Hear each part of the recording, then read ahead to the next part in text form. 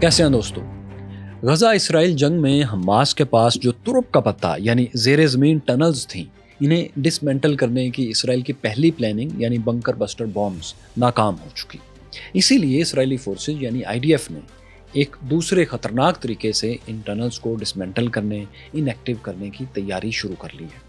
Israel इस तरीके में ये करेगा, उसकी प्लानिंग ये है कि ज़ेरे ज़मीन टनल सिस्टम में पावरफुल पंप्स की मदद से समंदर का पानी छोड़ दिया जाएगा, जिसके बाद इन टनल्स में मौजूद हज़ारों हमास फाइटर्स या तो मारे जाएंगे या फिर मुख्तलिफ रास्तों से बाहर आने पर मजबूर हो जाएंगे। इस मंसूबे पर अमल के लिए इसराइली फोर्सेस ने गजा के मगरिब में मेडिटरेनियन सी की तरफ 5 बड़े पंप्स लगा भी दिए हैं।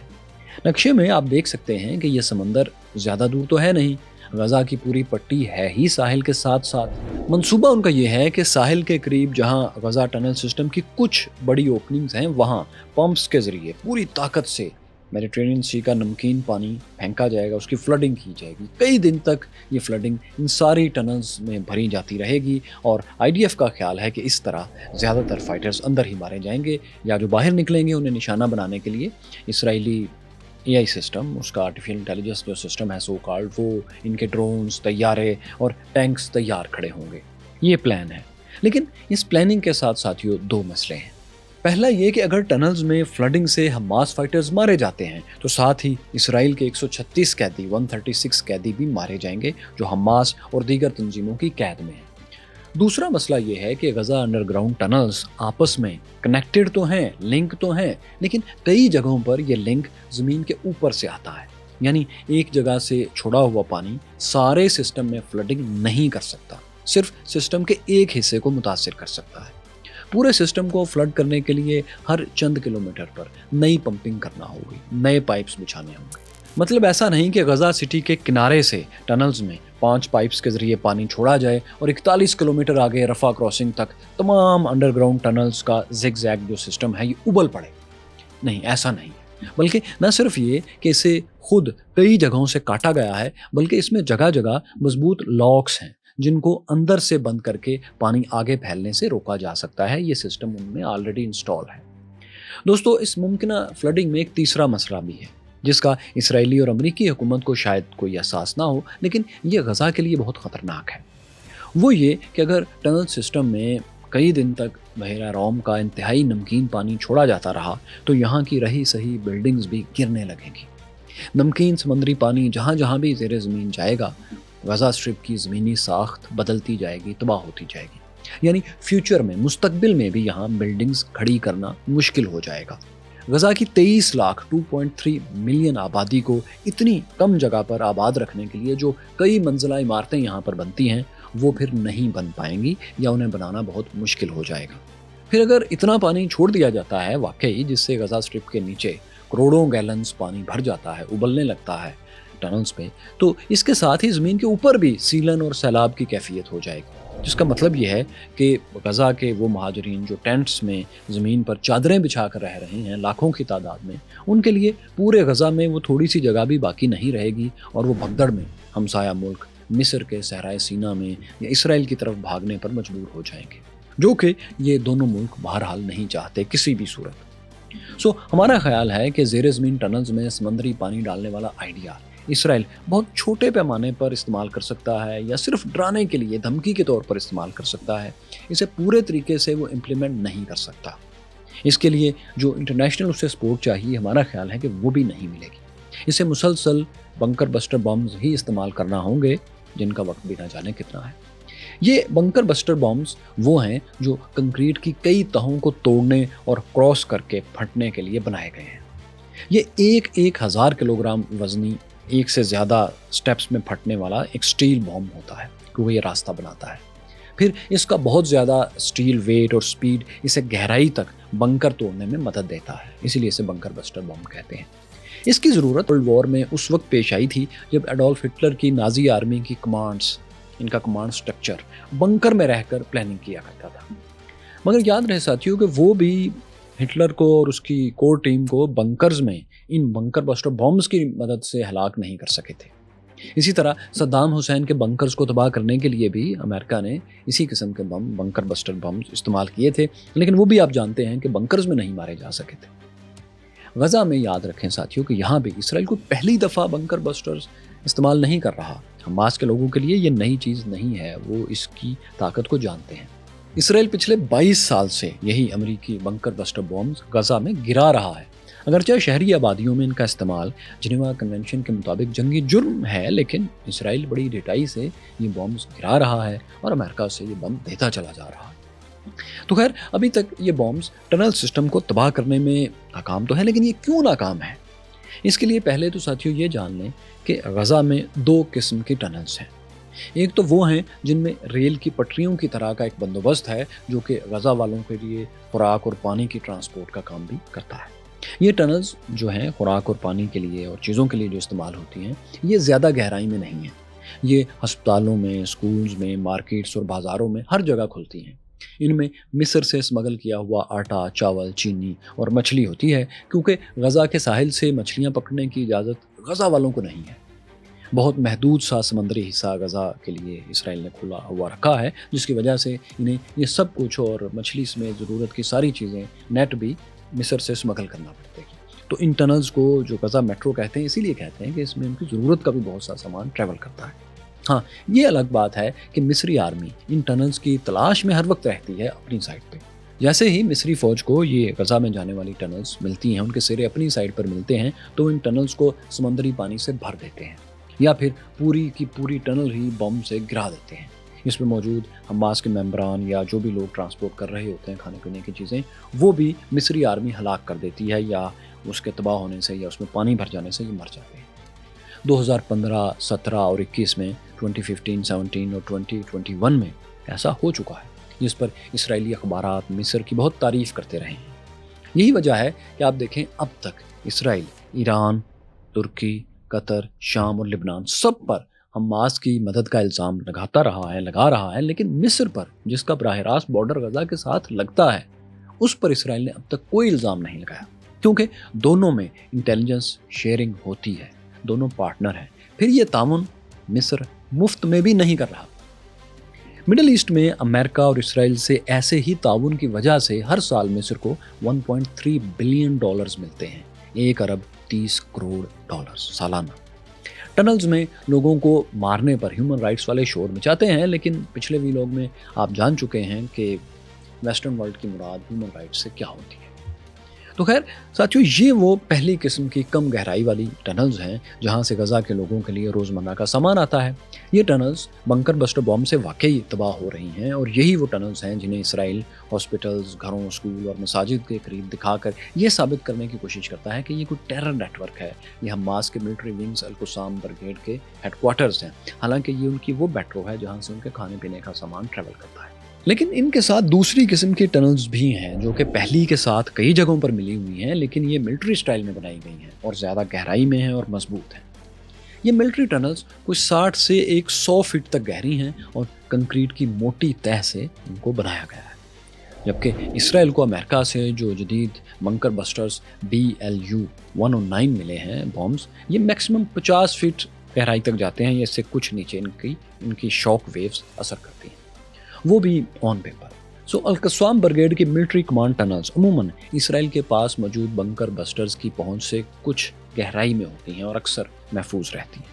ہاں، یہ ضرور ہوتا ہے کہ ملٹری ٹنلز کی شافٹس، ان کے دہانے، اوپننگز اگر اسرائیلی فورسز کو کہیں مل جاتی ہیں، جیسے کہ مصری فورسز کو مل جاتی ہیں، تو وہ تباہ کر دیتی ہیں، تو اسرائیلی فورسز بھی ان ٹنلز کی شافٹس کو، ان کی اوپننگ کو تباہ کر دیتی ہیں، جس سے ٹنل کافی حد تک، ٹنل کا وہ والا سرا، ٹنل کا وہ والا پارٹ ناکارہ بہرحال ہو جاتا ہے، بلکہ اس کے اندر موجود اگر لوگ قریب موجود ہیں تو وہ بھی مارے جا سکتے ہیں۔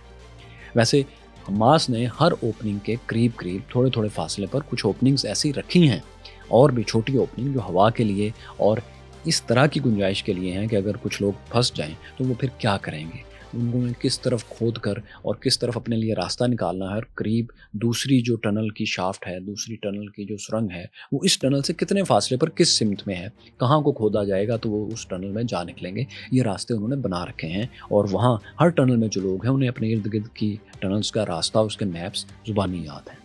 اسرائیلی فوج کا دعویٰ ہے کہ ابھی تک اس نے 800 ٹنل شافٹس تلاش کی ہیں، جن میں سے 500 کو اس نے تباہ کر دیا ہے یا ناکارہ بنایا ہے، یعنی اصل میں جن شافٹس کو تباہ کیا گیا ہے وہ 500 سے کچھ کم ہی ہوں گی۔ جبکہ ابھی اس سے کہیں زیادہ ٹنل شافٹس باقی ہیں جو ورکنگ میں ہیں۔ یہی وجہ ہے کہ حماس کی جنگ جاری ہے، وہ مسلسل ریزسٹنس کر رہے ہیں کیونکہ نظر آ رہے ہیں اگر نہ کر رہے ہوتے تو ظاہر اب تک تو جنگ ختم ہو چکی ہوتی۔ تو یہ وہ گہری ملٹری ٹنلز ہیں دوسری قسم کی جنہیں بنکر بسٹرز مکمل طور پر ناکارہ نہیں کر پائے۔ لیکن ان ٹنلز کے بارے میں ساتھیوں ایک اور دلچسپ کہانی ہے جو انہی ٹنل سے ہو کر آنے والوں نے سنائی ہے۔ جو اسرائیلی شہری حماس نے قید کیے تھے اور انہیں ٹنلز میں ہی رکھا گیا تھا، انہوں نے رہائی کے بعد ان ٹنلز اور القسام بریگیڈ کے فائٹرز کے بارے میں کچھ دلچسپ باتیں بتائیں۔ ٹائمز آف اسرائیل کے مطابق 5 دسمبر کو جب اسرائیلی وزیر اعظم نیتن یاہو سے ان 136 اسرائیلی شہریوں کے گھر والوں نے ملاقات کی تو ایک ہنگامہ برپا ہو گیا، کیونکہ اسرائیلی وزیر اعظم ان لوگوں سے کہہ رہے تھے کہ حماس کی ڈیمانڈز پوری نہیں کی جا سکتی، اس لیے ممکن ہے کہ ہم آپ سب کے رشتہ داروں کو جو حماس کی قید میں ہیں شاید ان کو نہ چھڑا سکیں، انہیں آزاد نہ کروا سکیں۔ اس پر یرغمالی اسرائیلی شہریوں کے اہل خانہ تو پھٹ پڑے، اور خاص طور پر وہ لوگ جو وہاں موجود تھے اور وہ تھے جو ابھی سیز فائر کے نتیجے میں جو قیدیوں کے تبادلے کے ذریعے اسرائیل کے پاس واپس آئے ہیں حماس کی قید سے، وہ اور بھی زیادہ غصے میں آ گئے۔ انہی میں ایک خاتون ایوا سیگل نے چلاتے ہوئے اسرائیلی وزیر اعظم سے کہا کہ کیا آپ سمجھتے ہیں کہ حماس والے آپ کے بموں سے ڈرتے ہیں؟ جب ہم قید میں تھے اور ہمارے سروں پر آپ لوگ بم گرا رہے ہوتے تھے تو حماس فائٹرز تو اکثر آرام سے سوئے رہتے تھے، یہ ہم تھے جنہیں خوف سے نیند نہیں آتی تھی۔ اس میٹنگ کی مکمل اندرونی کہانی دراصل اس آڈیو ٹیپ کے ٹرانسکرپٹ سے ٹائمز آف اسرائیل نے شائع کیا جو انہیں رپورٹرز نے پہنچائی۔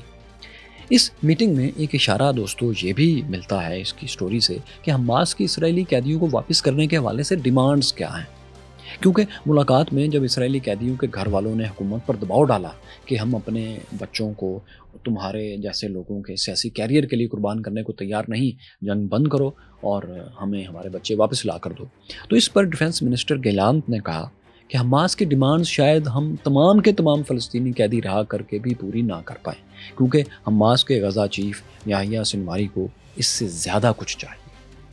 اخبار کی اس رپورٹ اور اسرائیلی وزیر دفاع کے اس بیان سے لگتا ہے کہ حماس کی ڈیمانڈز میں نہ صرف تمام فلسطینی قیدیوں کی رہائی کا مطالبہ کیا گیا ہے بلکہ ویسٹ بینک سے تمام سیٹلمنٹس کا خاتمہ بھی اسی میں شامل ہے، ایسا لگتا ہے۔ یہ ساتھیوں وہ میٹنگ تھی، اس کی کہانی تھی جو اب تک اسرائیلی حکومت کو مسلسل ہر ہفتے کرنا پڑ رہی تھی، کیونکہ اس کے بغیر اسرائیلی رائٹ ونگ نیتن یاہو حکومت کے خلاف مظاہرے شدت پکڑتے جا رہے تھے۔ اسرائیلی شہری اب کہہ رہے ہیں کہ نیتن یاہو کی حکومت اس لیے سیز فائر کر کے ہمارے لوگوں کو رہا نہیں کروا رہی کیونکہ جنگ ختم ہوتے ہی ان کی حکومت ختم ہو جائے گی، کیونکہ نیتن یاہو کے خلاف 7 اکتوبر کی انکوائری ہوگی کہ وہ اسے روکنے میں کیوں ناکام رہے، اور اس انکوائری میں سب کو یقین ہے کہ نیتن یاہو کو ان کی کیبنٹ کو استعفیٰ دینا پڑے گا۔ ساتھیوں یہ میٹنگ جو تھی جس کی کہانی ہم نے سنائی اچانک ختم کرنا پڑی، اور اس کے بعد وہ ہفتہ وار میٹنگ جو 136 اسرائیلی شہریوں کے گھر والوں سے ہفتہ وار ہوتی تھی وہ بھی بند کر دی گئی، کیونکہ نیتن یاہو حکومت واقعی جانتی ہے کہ جنگ بند ہوتے ہی ان کی تو چھٹی ہو جائے گی۔ لیکن معاملہ یہ ہے کہ نیتن یاہو اور ان کی فوج کے پاس غزہ میں لڑائی جاری رکھنے کا وقت ختم ہو رہا ہے۔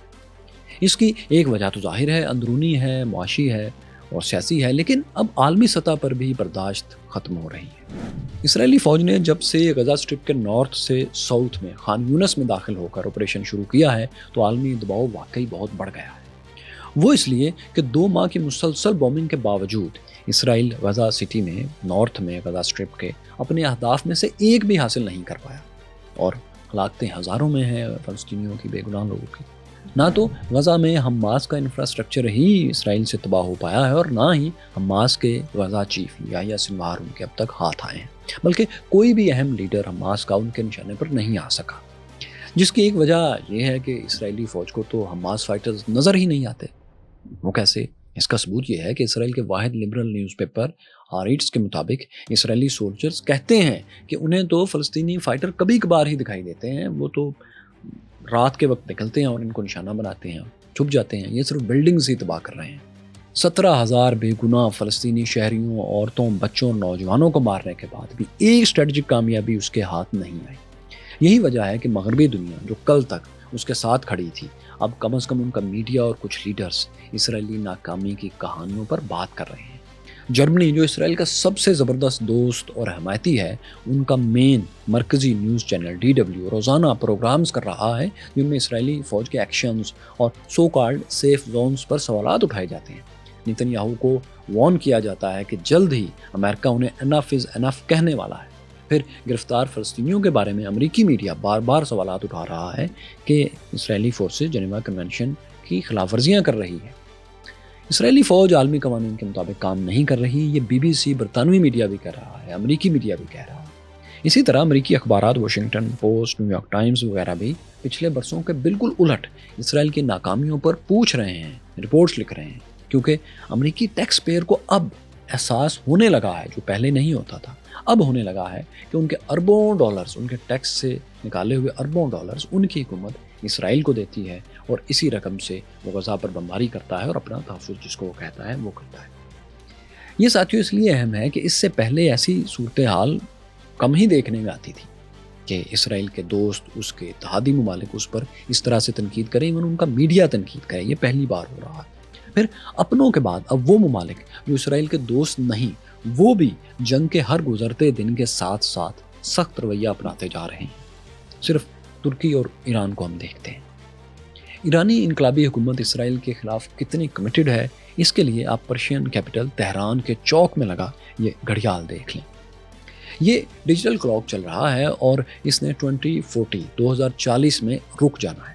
یہ بجلی سے چلنے والی گھڑی 2017 میں القدس ڈے پر لگائی گئی تھی، جب ایرانیوں نے ایک ملین مارچ کیا تھا، 10 لاکھ ایرانیوں نے بہت بڑا ایک جلوس نکالا تھا۔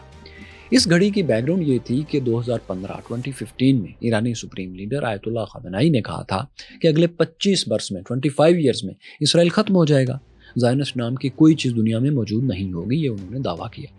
ان کے اسی دعوے پر یقین کرنے والے ان کے حامیوں نے 2040 تک چلنے والا یہ الیکٹرک گھڑیال لگا دیا، جس میں 8411 دن کی الٹی گنتی شروع ہو گئی تھی، مطلب ہر روز ایک دن کم ہو جاتا تھا۔ ایران اور ایرانی اثر والے گروپس یعنی یمن کے حوثیز اور لبنان کی حزب اللہ دونوں ہی ایران کی طرح اسٹیٹڈ پالیسی رکھتے ہیں کہ وہ اسرائیل اور امریکی ریاستوں دونوں کے وجود ہی کے خلاف۔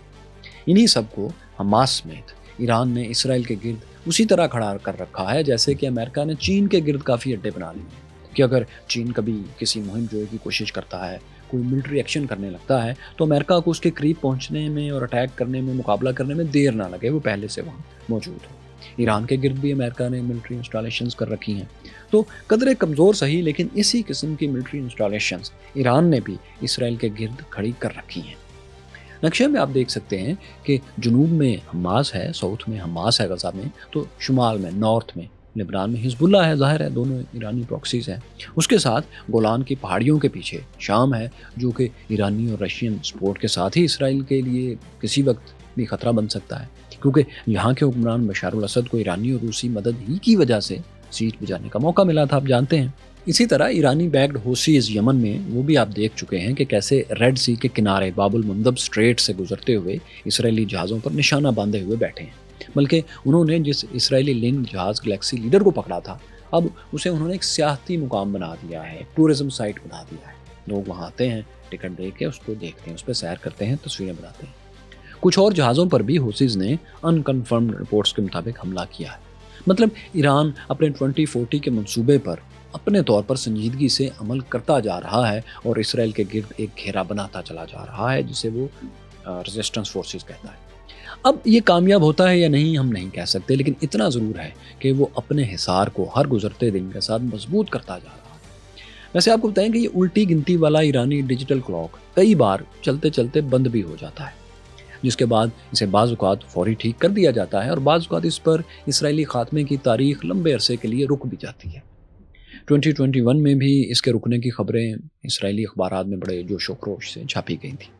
اس وقت کی صورتحال کیا ہے کچھ نہیں کہہ سکتے، وہاں کی فوری اس وقت کی لائیو فوٹیج نہیں ہے۔ اگر کسی کو خبر ہو تو ہمیں کمنٹس میں اور ٹویٹر پر ضرور بتائیں۔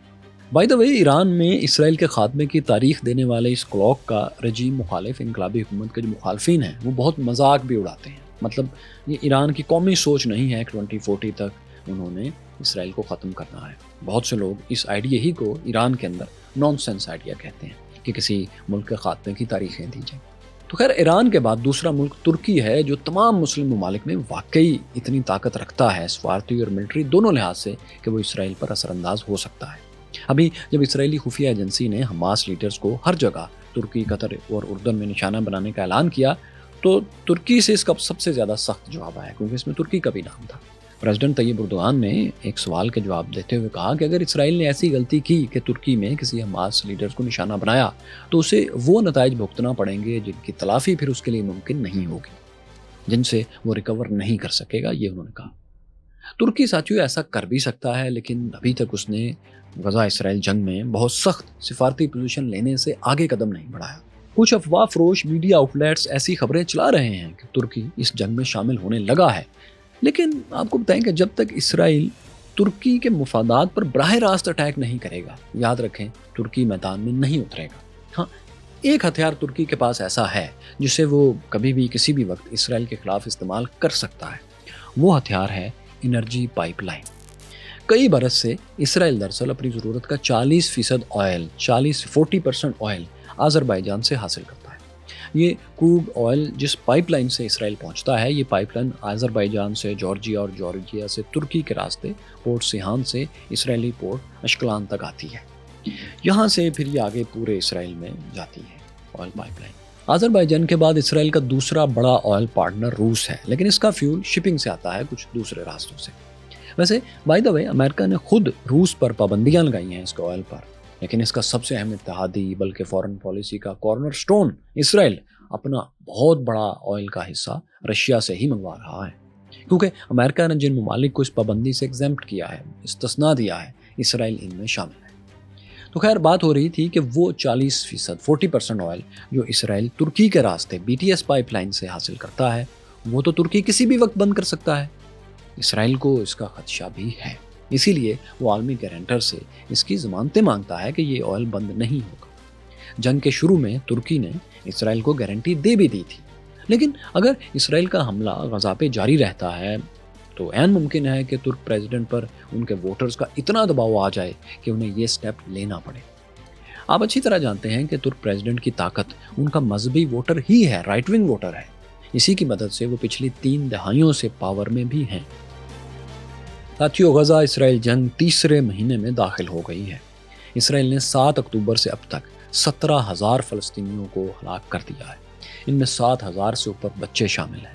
فلسطین کی طرف سے ریزسٹنس صرف حماس ہی دے رہی ہے، جس کے پاس بنیادی ہتھیار ٹنل سسٹم ہی ہے، جس کی کہانی ہم آپ کو دکھا چکے۔ یہ سسٹم ابھی تک ایکٹیو ہے۔ ابھی حماس نے کچھ ایسی ویڈیوز شیئر کی ہیں جن میں شمالی غزہ میں نارتھ میں ایک ایسی جگہ جس کے چاروں طرف اسرائیلی فورسز کے کیمپس تھے، اس کے درمیان میں ٹنل سے ایک کیمرہ چھوٹا سا نکلتا ہے اور تمام اسرائیلی فوجیوں کی پوزیشن ریکارڈ کرتا ہے۔ اس کے بعد حماس کا دعویٰ ہے کہ انہوں نے تمام درجن سے زیادہ اسرائیلی فوجیوں کو جو اس کے قریب کھڑے تھے ان کو دھماکے سے اڑا دیا۔ اگر یہ سسٹم اب تک ورک کر رہا ہے تو مطلب یہ ہے کہ اسے مکمل ڈسمنٹل کرنے میں اسرائیل کو بہت لمبا وقت چاہیے، مطلب کم از کم کئی مہینے۔ اگر یہ جنگ کئی ماہ چلتی ہے تو غزہ کی پٹی میں زمین سے نیچے تو شاید کچھ موجود رہے، اس کے اوپر ایک بھی بلڈنگ باقی نہیں رہے گی۔ ہمارا اندازہ ہے کہ 1 ماہ سے زیادہ اب اسرائیل کے پاس ون سائیڈڈ بومنگ کے لیے وقت نہیں ہے۔ حالات کیسے کروٹ لیں گے ہم نہیں کہہ سکتے، لیکن کیا ون سائیڈڈ بمباری چلتی رہے گی؟ ایسا نہیں ہو سکتا، یہ ہم ضرور کہہ سکتے ہیں۔ ساتھیوں، غزہ اسرائیل جنگ کے 360 سینیریو پر ہمارے ویلاگز آپ دیکھ رہے ہیں۔ اس بیٹل فیلڈ کے تمام اینگلز سمجھنے کے لیے آپ اس پلے لسٹ پر ٹچ کر سکتے ہیں۔ یہاں عرب اسرائیل جنگوں کی تاریخ جانیے اور یہاں دیکھیے کہ مسلمانوں کے سنہری دور کی کہانی کیا تھی اور وہ دور کیوں ختم ہو گئی۔